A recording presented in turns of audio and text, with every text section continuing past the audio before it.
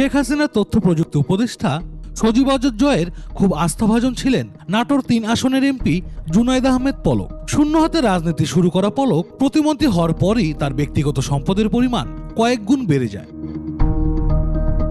তথ্য মিলেছে, জয়ের ঘনিষ্ঠ হওয়ায় কোনো কর্মকর্তা, মন্ত্রী, অডিট বিভাগ, এমনকি প্রধানমন্ত্রীর কার্যালয় পর্যন্ত পলকের বিরুদ্ধে কথা বলতে ভয় পেতেন। সেই সুযোগেই তথ্য প্রযুক্তি খাতের নানা প্রকল্প থেকে হাজার কোটি টাকা লোপাট করেছেন পলক। মন্ত্রণালয়ের যে কোনো প্রকল্প নিলে পলক বা তার পরিবারের সদস্যদের অন্তত 15% কমিশন দিতে হতো। এন্টারপ্রেনিউর সাপ্লাই চেইন কিংবা স্টার্টআপ কালচার জোর করে শুধু তৈরি করা যায় না। নির্বাচন কমিশনে জমা দেয়া শেষ হলফনামার তথ্য মতে পলকের সোনা রয়েছে কয়েকশো ভরি, নগদ টাকা 100 কোটিরও বেশি। স্ত্রী, মা সহ পরিবারের সদস্য এবং অনুগত কর্মীদের নামে শত শত বিঘা জমি কিনেছেন। 5 বছরের ব্যবধানে ভিশন বিল্ডার্স লিমিটেড কোম্পানির 80% শেয়ারের মালিকও হন তিনি।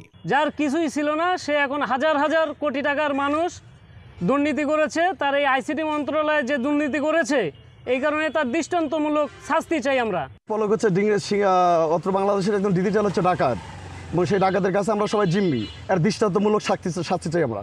অভিযোগ রয়েছে, অবৈধ আয়ের অর্থ বৈধ দেখাতে স্ত্রীর নাম ব্যবহার করেন পলক। নির্বাচনী হলফনামা অনুযায়ী গত 3-4 বছরেই পলকের উদ্যোক্তা স্ত্রী বনে গেছেন প্রায় 5 কোটি টাকার মালিক। এর বাইরেও স্ত্রী আরিফা জেসমিন কণিকার নামে রয়েছে অন্তত 20 কোটি টাকার সম্পদ। উন্নয়নের নামে যে আইসিটিতে কোটি কোটি টাকা লুট করেছে এবং সিংড়ার মানুষকে ধোকা দিয়ে, মিথ্যা আশ্বাস দিয়ে আজকে কোটি কোটি টাকা ইনকাম করেছে।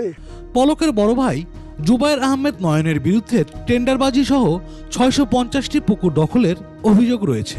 এছাড়া মন্ত্রণালয়ের প্রকল্প নেওয়ার ক্ষেত্রে নিজের আত্মীয় স্বজন, বন্ধু বান্ধবকে কাজ দিতেন কোনো প্রকার যাচাই বাছাই ছাড়াই। ক্ষমতাচ্যুত প্রধানমন্ত্রী শেখ হাসিনার দেশ ত্যাগের পর থেকেই আত্মগোপনে ছিলেন জুনায়েদ আহমেদ পলক। বুধবার রাজধানীর খিলগাঁও থেকে গোয়েন্দা পুলিশের হাতে গ্রেপ্তার হন সাবেক এই প্রতিমন্ত্রী।